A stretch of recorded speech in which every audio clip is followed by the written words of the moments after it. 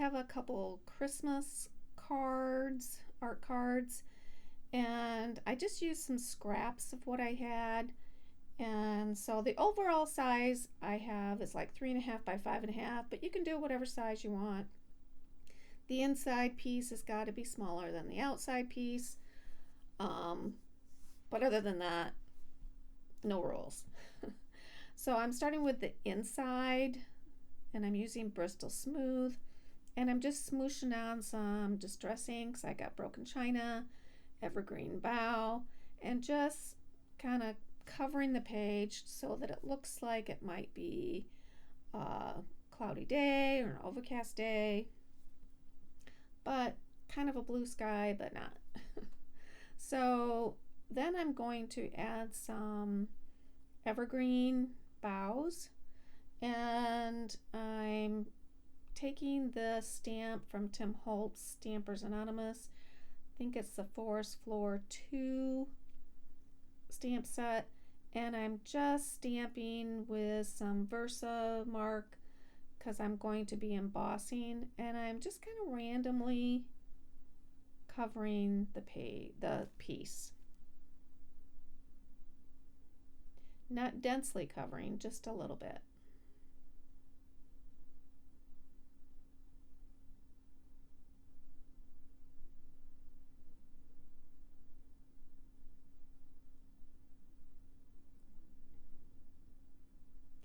And so then I have to apply the distress glaze, or you can use distress powder, and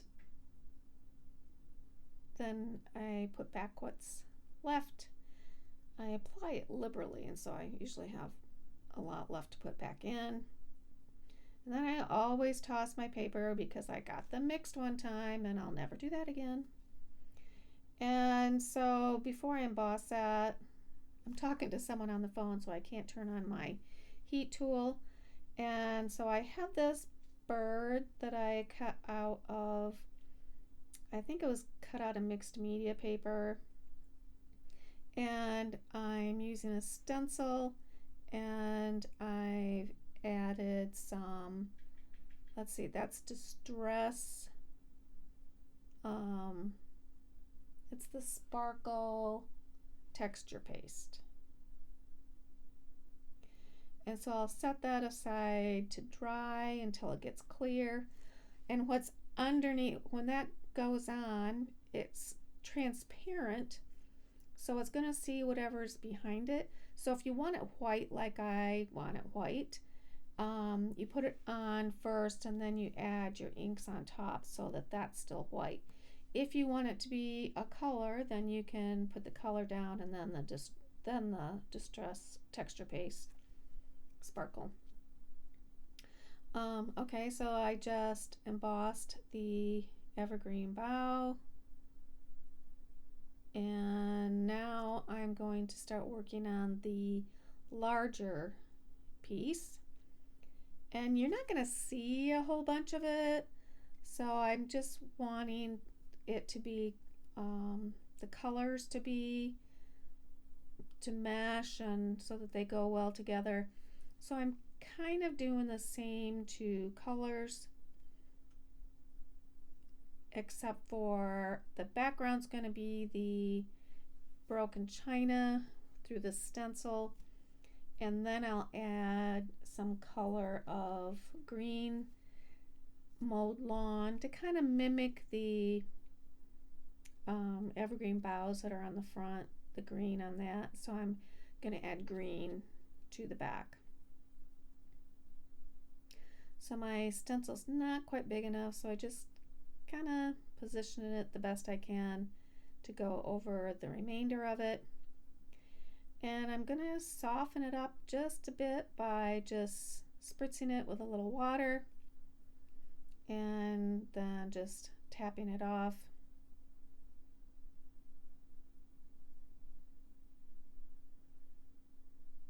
And there's just a couple more places that I'm spritzing and tapping off. And I'm going to use the same stencil to get into the white space of that stencil. So I'm going to add the evergreen bough to the stencil, or not evergreen bough, the mowed lawn to the stencil, give it a spritz of water, and then try to lay it down where it will go on the white space.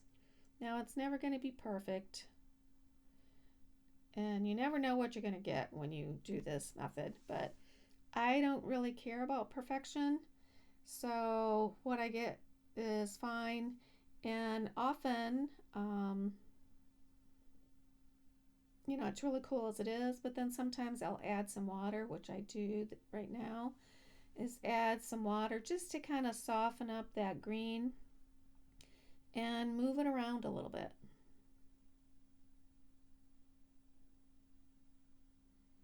I think that's a beautiful background piece, and I might make some background piece of that, and just to have for a background, because I thought that was really pretty. Be great for spring.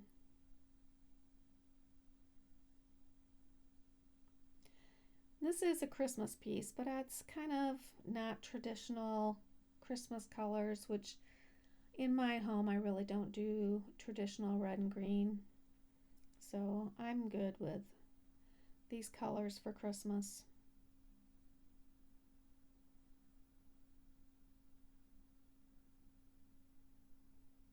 I'm going to layer them on, but first I want to just touch the edges up with some vintage photo.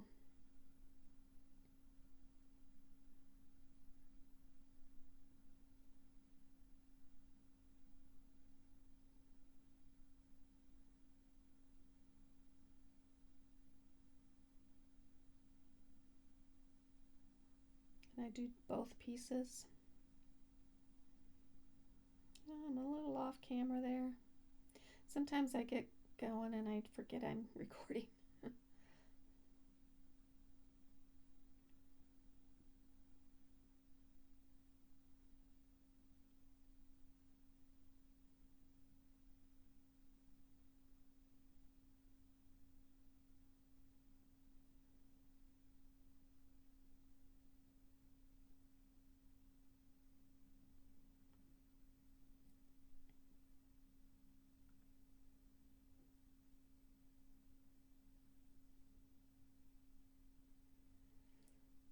And I want a little bit of something between those layers.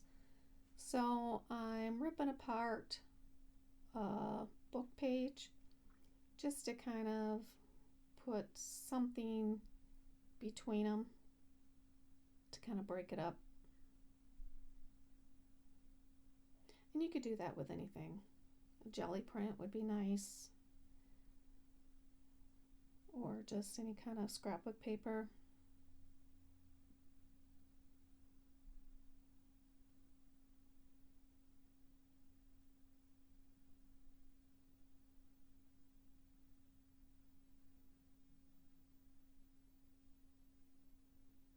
And so I just take it and I just fold a line on it and rip it.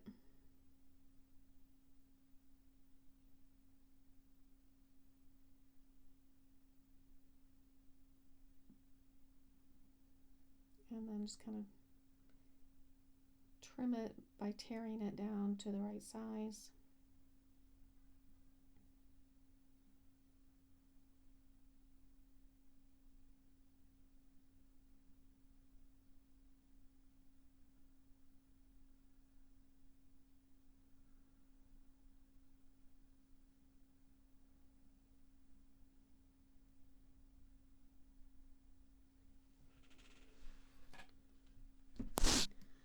I'm looking at my recording stand and it's been pushed back a little bit. That's why I'm off screen, off camera, I think.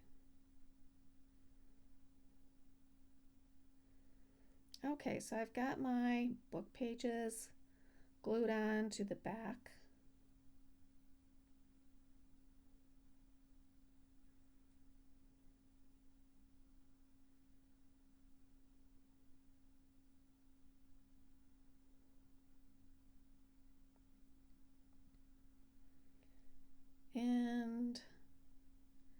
I haven't already, I'm going to add some vintage photo to it.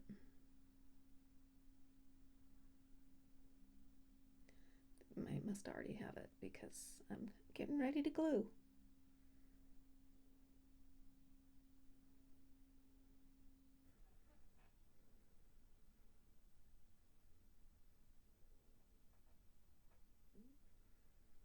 And I just glue it down. And as you can see, you don't see the background hardly at all. And it's kind of a shame because it was really pretty. But I'll do that again. Make that same background. So this is a digital download I bought off Etsy, and it's a bunch of winter Christmas words with their definition, and they look a little antique-y when they're coming out, and which I love. And I actually, because you cut it, I just buffed up the edges with the vintage photo, and it was all ready to go. For the birdie, I'm just going to take some kitsch flamingo, and this is the spray, and I'm just gonna add a little spritz of water and just smoosh him in. And yes, I could have just taken my kitsch flamingo pad and did the same thing with just a blending brush. I could have done that as well. I'm not sure why I grabbed the spray, but I like the way smooshing looks. It's not quite as smooth of a look. And it had quite a bit of ink on there, so I could just spread it to cover some of the areas that were left white. And like I said before, the sparkle, the translucent sparkle paste, some of it kind of looks pink right now, and that's just because there's some of the kitsch flamingo sitting on top of it, but that can just be wiped right off and then it's gone. So I'll be doing that shortly, but I'm just adding a little bit of splatter with lumberjack plaid. And you can see, if you look on that digital download tag I added, I dropped my pad and the corner of it hit that piece of ephemera. And I was like, at first I'm like, oh no, you know, but actually I really like it. It kind of makes it look like it's been through some stuff, and I'll be adding a little more red later, so it'll kind of tie it all in. It was kind of a happy accident. And now I'm just adding a little bit of vintage photo to the edges of the birdie.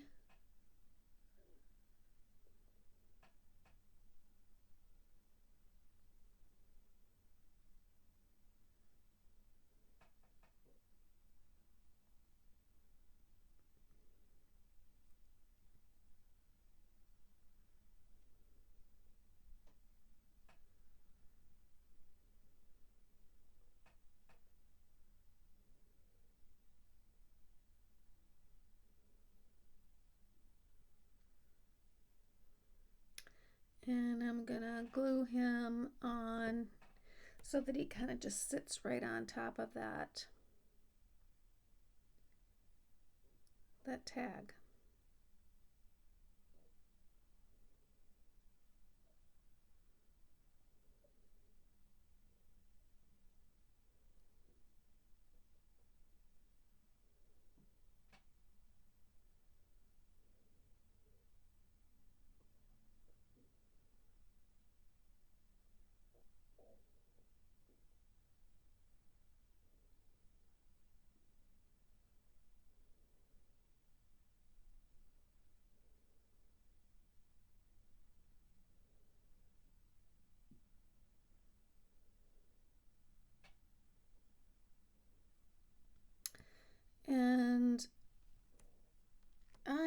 prep a bunch of things ahead of time, not necessarily for any project, but just to kind of have them on hand.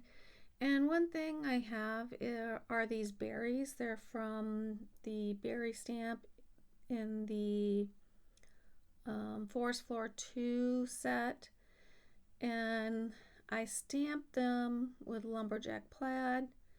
And then once that was dry, I added some vintage photo just to kind of make them a little distressed. And so I just kind of picked pieces off of it. It's pretty big and quite tedious to cut. It's a lot of fussy cutting around all those berries. But I cut a couple of them out and they have lasted through several projects, so it's not really that big of a deal. Okay, so I added the berries, glued them on, and I'm going to add a little bit of some strips from the Christmas collage strips, and just kind of gonna tuck them on the sides just to add a little bit of visual interest. I'm gonna do one pattern on one side and then another pattern on the other, and I'm gonna stamp them.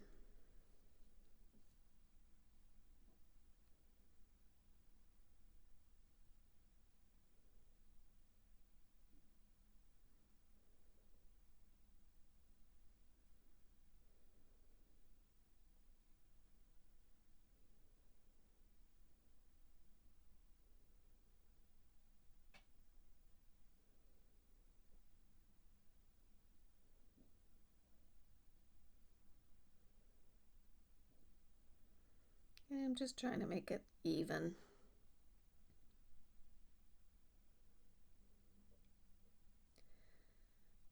And then the other side is going to have this red and white polka dot,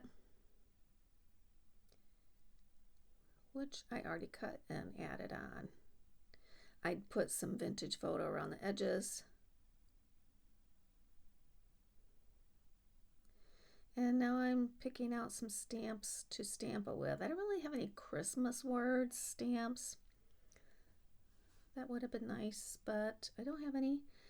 So I'm going to do a stamp that says letter parcel with a number on the polka dots, and then some stars on the plaid. And I'm just doing that with black StazOn ink. I was just testing there to see if it was going to fit.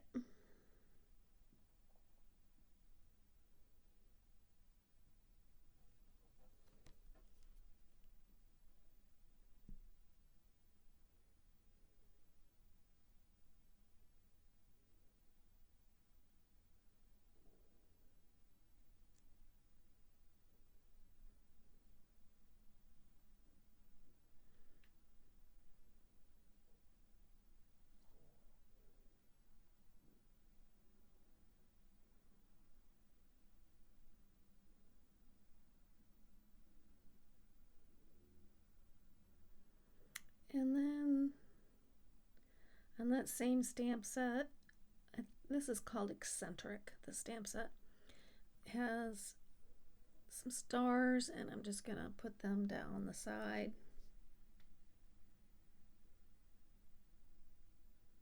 And I line them up best I can, but I'm not upset if it's slightly off.